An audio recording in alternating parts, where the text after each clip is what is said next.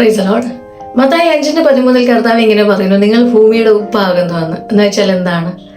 ഉപ്പ് ഏത് ലായനിയിലും അലിഞ്ഞു ചേരും. ഇതുപോലെ നമ്മളും ജാതിയോ മതമോ നിറമോ സ്വഭാവമോ നോക്കാതെ എല്ലാവരും ചേർത്ത് പിടിക്കാൻ കഴിയുന്നവരാവണം. രണ്ടാമതായി, ഉപ്പിന്റെ രൂപമോ സൗന്ദര്യമോ ആരും ആസ്വദിക്കാറില്ല. ഉപ്പിന്റെ രുചിയാണ് എല്ലാവരും ആസ്വദിക്കുന്നത്. ഇതുപോലെ നമ്മുടെ സൗന്ദര്യമോ സ്ഥാനമാനങ്ങളോ നേട്ടങ്ങളോ അല്ല പ്രധാനം. നമ്മുടെ സ്വഭാവം, നമ്മളിൽ നിന്ന് വരുന്ന സൗരഭ്യമാണ് പ്രധാനം. മൂന്നാമതായി, ഉപ്പ് ഭക്ഷണത്തിന് കയ്പ് നൽകുന്ന വസ്തുവല്ല, സ്വാദ് നൽകുന്ന വസ്തുവാണ്. ഇതുപോലെ നമ്മൾ മറ്റുള്ളവരുടെ ജീവിതത്തിൽ കയ്പ് നൽകുന്നവരാവരുത്, സ്വാദ് നൽകുന്നവരാവണം. നാലാമതായി, ഉപ്പ് കറിയിൽ ചേർക്കുമ്പോൾ കറിയിൽ ഉപ്പ് പിടിക്കുകയാണ്, കറി ഉപ്പിൽ പിടിക്കുകയല്ല. ഇതുപോലെ നമ്മളും ലോകത്താൽ സ്വാധീനിക്കപ്പെടരുത്, ലോകം നമ്മളാൽ സ്വാധീനിക്കപ്പെടണം. അഞ്ചാമതായി, ഉപ്പ് അലിഞ്ഞില്ലാതെയായി കറിക്ക് സ്വാദ് കൂടുമ്പോൾ പാചകക്കാരനെ എല്ലാവരും പ്രശംസിക്കുന്നു.